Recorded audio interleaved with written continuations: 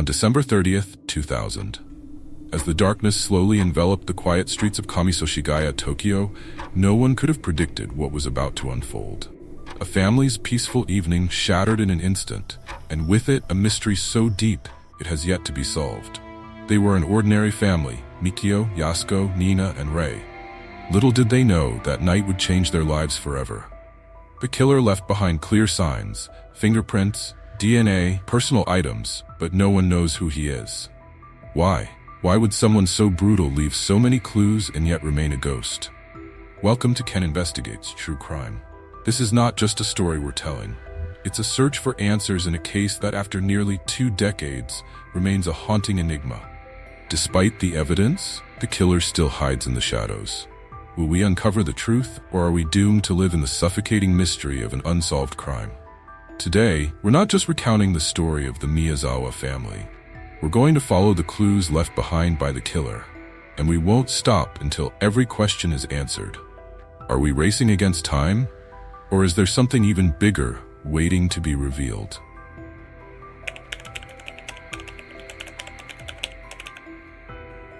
For the residents of Kamisoshigaya, the year 2000 marked not only the passage of time, but the beginning of a transformation no one could have foreseen.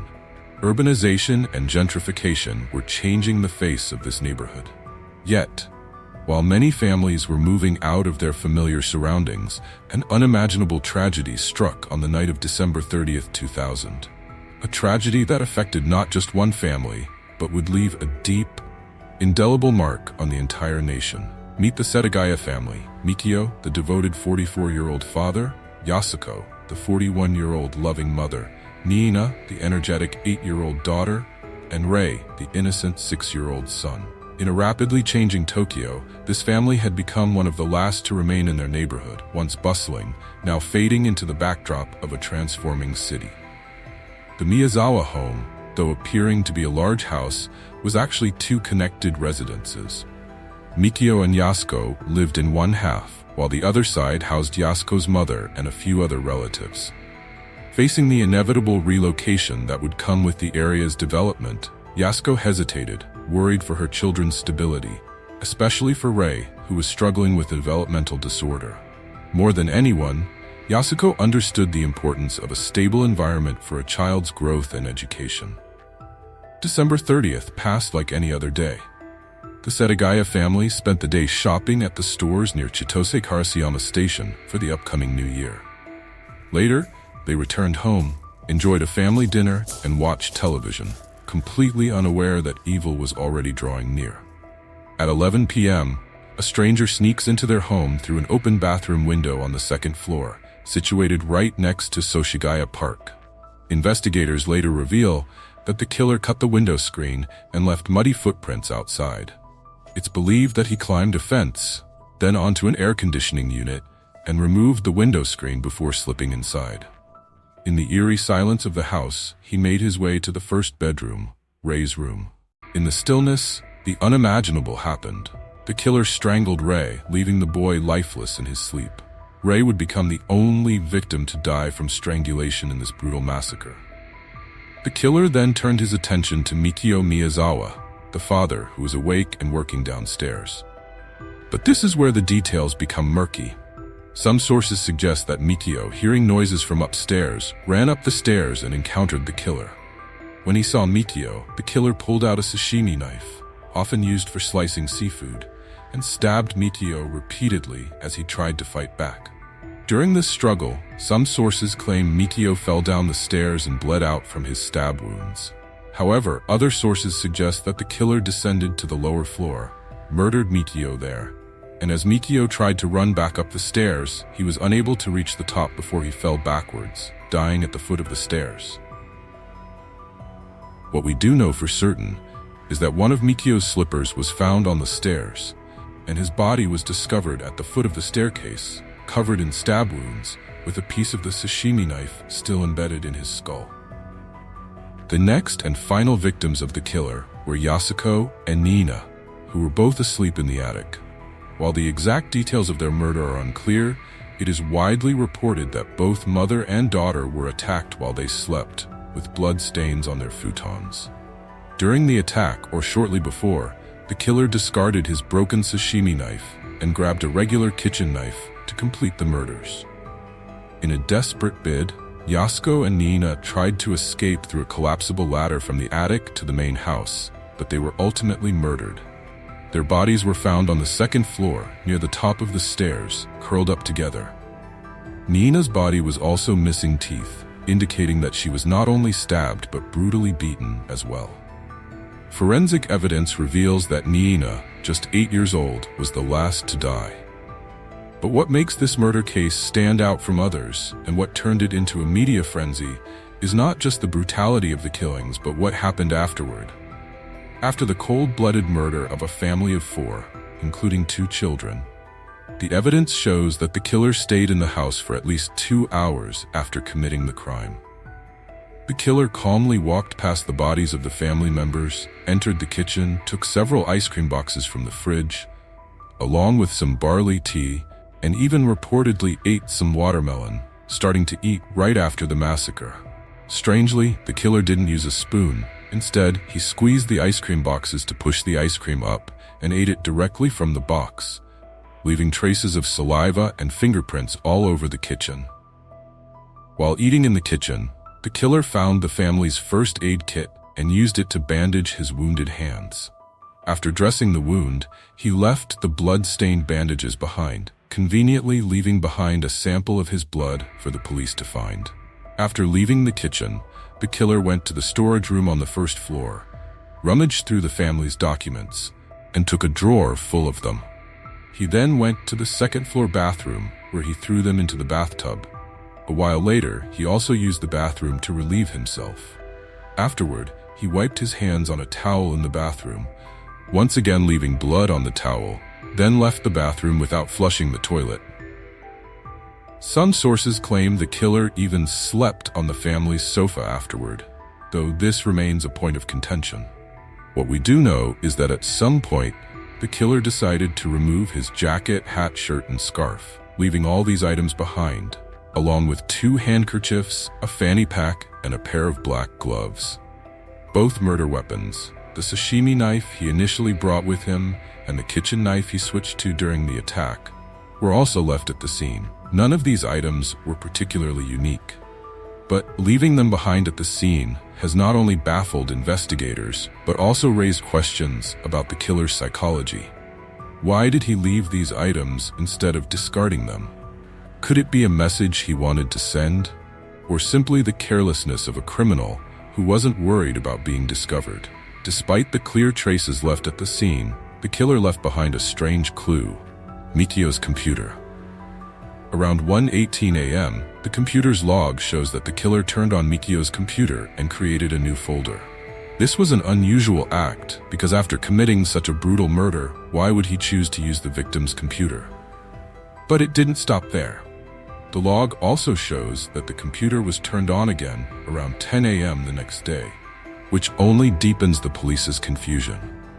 Although there hasn't been an official conclusion, it is believed that the killer remained in the house for nearly 10 hours after committing the crime.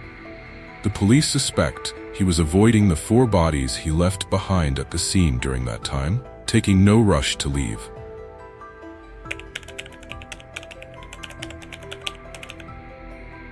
At 10:40 a.m. on December 31, 2000, Haruko, Yasuko's mother, went to visit her daughter after being unable to reach her by phone. After ringing the doorbell several times with no answer, she found the door locked and used a spare key to enter. Upon entering, the house was dark and a strong, foul odor filled the air. Panic-stricken, she turned on the lights and immediately found her son-in-law, Mikio Miyazawa, 44, dead, slumped at the bottom of the stairs. His body bore multiple deep stab wounds. Shocked by the horrific sight, the mother hurried to the second floor to look for her daughter. Yasuko and Nina had tragically lost their lives, suffering multiple knife wounds. At the end of the hallway on the second floor, young Rei was found, having passed away from a violent assault. Haruko, overwhelmed by the sight, rushed downstairs and immediately called the police. Officers quickly arrived at the scene. When the police arrived, they were confronted with an unimaginable situation. 4 bodies and a series of clues left behind. from fingerprints, footprints, DNA samples from blood, to personal items left by the killer and even his feces. Each piece was a clear clue. Many believed this case would be easily solved with so much direct evidence. A senior police official later recalled, "The crime scene was like a treasure trove, and everyone thought a solution was just around the corner." However, the truth was far from simple. Despite the abundance of evidence at the scene, investigators faced an incredibly difficult task.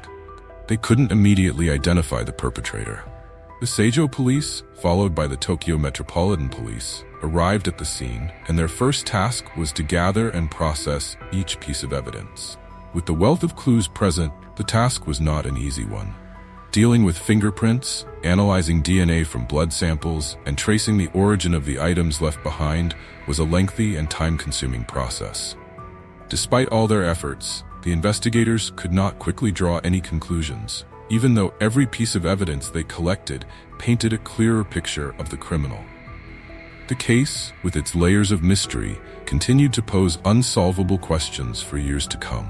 The items left behind helped the police create a clear image of the killer's appearance that night. They could determine where he bought his clothes and even identify the cologne he wore. The police pieced together a vivid description of the criminal, which was then circulated to potential witnesses in the area. With this information, the police were able to identify that the killer wore a gray bucket hat, a white baseball jacket, a cheap striped scarf without tags, a black Uniqlo down jacket, black gloves, and a gray-black fanny pack. Using the footprints left at the scene, investigators were also able to determine the type of shoes the killer wore. Schlesinger athletic shoes, size 27.5 centimeters. When all of this information was put together, a clearer image of the killer's clothing began to emerge. Now, with a clearer picture of the killer's clothing, the police shifted their focus to the murder weapons and the DNA evidence at the scene.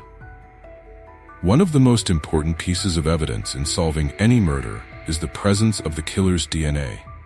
And the killer of the Miyazawa family left an overwhelming amount of DNA evidence at the scene. From saliva, hair, blood, and feces, the killer's DNA and fingerprints were found all over the house.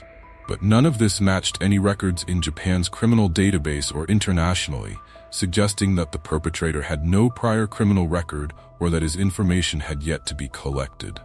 2 knives were found at the scene. One was a sashimi knife that the killer had left behind, purchased in Kanagawa Prefecture, and the other was believed to be a kitchen knife taken from the victim's own kitchen.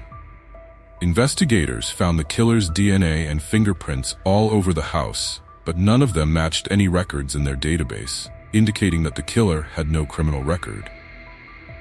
Physically, the killer was estimated to be around 170 centimeters tall with a lean build. At the time of the crime, police estimated that the killer was born between 1965 and 1985, aged 15 to 35 at the time, based on the physical traits necessary to break into the Miyazawa house and carry out the murder. Initially, police estimated the killer's age to be between 15 and 40. However, in 2019 or 2020, the Tokyo Metropolitan Police, TMP, revised their estimate, lowering the age range to 15 to 24 from the original report. The wounds on the Miyazawas indicated that the killer was likely right-handed. The killer's blood was collected during the crime scene analysis, revealing traces of blood type A, which did not belong to the Miyazawa family. DNA analysis of the blood type A confirmed that the killer was male and possibly of mixed ancestry. His mother's DNA suggested a European background, possibly from a southern European country near the Mediterranean or Adriatic Sea, while his father's DNA indicated an East Asian heritage. It was speculated that the European DNA could be from an ancestor in the mother's lineage rather than a fully European parent. Y chromosome analysis revealed the presence of haplogroup OM122, a common haplogroup found in East Asian populations, present in 1 in 4 or 5 South Koreans, 1 in 10 Chinese, and 1 in 13 Japanese. These findings led the TMPD to seek support from the International Criminal Police Organization, Interpol, because the killer might not be Japanese or could even be outside Japan.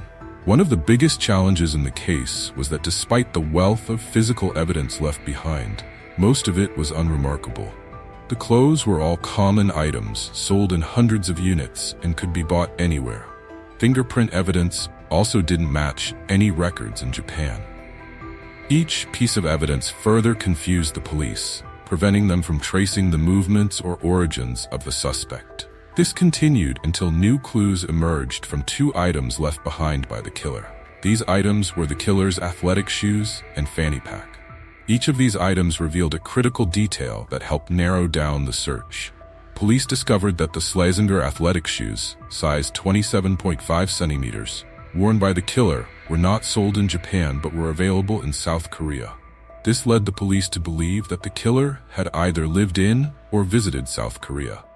Under South Korean law, all citizens over the age of 17 and anyone visiting South Korea must provide fingerprints upon entry, and these fingerprints are stored in a national database. Knowing that the shoes came from South Korea, Japanese police collaborated with the South Korean government and ran the fingerprints collected from the crime scene through South Korea's fingerprint database. However, there were no matches, sending the investigation into another dead end. The second item under investigation was the fanny pack, and unlike the shoes, this led the investigation further afield, all the way to the United States. After analyzing the contents of the fanny pack, police discovered a roll of tape used for skateboarding, traces of the popular men's cologne Drakkar Noir, and a small amount of sand. Upon analysis, the sand was found to be from Los Angeles, California. This completely shifted the investigation's direction regarding the origin of the killer, and in many ways brought the case back to square one. As time passed and more clues emerged, the investigation became even more puzzling with each new discovery. Finally, 2 handkerchiefs found at the scene also raised further confusion. One was intact, while the other had a hole cut in the middle. The police determined that the handkerchief with the hole was used to grip the knife without leaving fingerprints.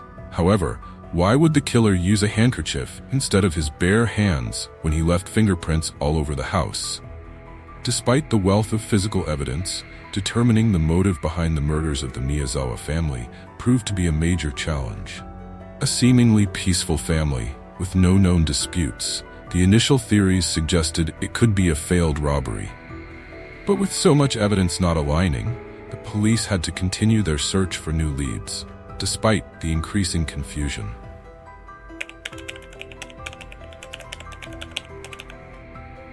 One of the initial theories put forward by the police was that the murder could have been the result of a botched robbery. The killer might have broken into the house with the intent to steal valuables, but things got out of control. However, this theory becomes difficult to accept when examining the details at the crime scene. The killer didn't just murder the victims, but also left nearly all valuable items untouched, including cash, jewelry, and personal belongings. This makes the robbery theory highly unlikely. In fact, electronics and cash were left behind as well. Instead of focusing on theft, it seemed the killer had deliberately attacked the family in a brutal manner, with no regard for stealing their possessions. This suggests the killer's primary motivation was not robbery, but possibly revenge or some other deeply personal reason. When investigators examined the wounds on Yasuko and Nina, they noticed severe stab wounds and signs of brutal assault. Yasuko's injuries clearly indicated she fought back against her attacker, making her the likely primary target. The killer showed no mercy, even when the victims were no longer able to defend themselves. Nina, the young daughter, was beaten and stabbed repeatedly, which points to the possibility of deep hatred toward the Miyazawa family, especially toward Yasuko, who fought to the end. Rei, the youngest child, was strangled while sleeping, an act that may indicate the killer's impatience and extreme brutality. Another theory suggests the murders might be connected to a minor dispute the Miyazawa family wasn't aware of. Days before the killings, Mikio had complained about the noise from a group of skateboarders at a nearby park. This could have made the skateboarders angry and led to a vengeful act. Some sources believe the killer could have been one of the skateboarders who frequented the park. The police also investigated the testimony of a taxi driver who said he picked up 3 men from the area on the night of the crime. One of them had a hand injury, which could be an indicator that one of the killers was wounded during the attack.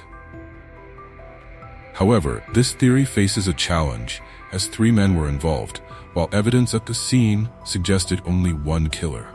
Whether the group of skateboarders played a role in this murder remains an unanswered question.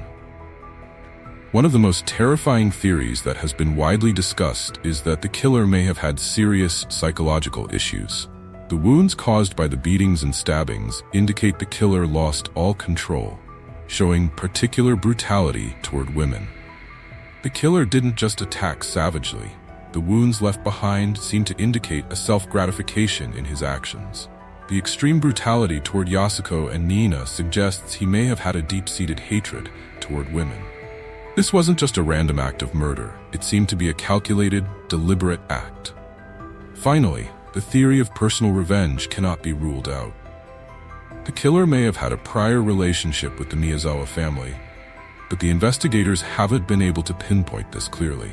It's possible he had a deep-seated reason from the past or had been humiliated or wronged in some unforgivable way that drove him to commit such a brutal act. Despite numerous theories, there's no clear link between the Miyazawa family and anyone with a personal vendetta or clear motive to carry out such a brutal killing. Therefore, this case is not just a tragedy for the victims, but also an ongoing mystery, one that leaves us with the haunting question of what truly motivated such violent behavior. Despite the numerous theories proposed by the police, the truth behind why the Miyazawa family had to pay with their lives remains a mystery. With so many theories, the complexity of this case leaves us questioning, what was the true motive, and will the killer ever be brought to light?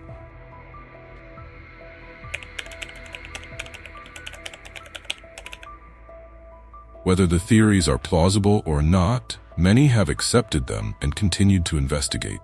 However, with no clear suspect and no solid leads, the police were left with no choice but to consider all the stories and information they received.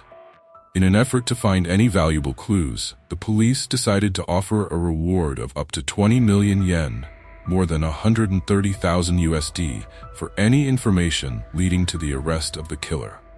This was the largest reward ever offered by the Japanese police, sparking an extensive investigation that lasted for years. Today, Setsuko, the 92-year-old grandmother of the Miyazawa family, continues to wait for answers.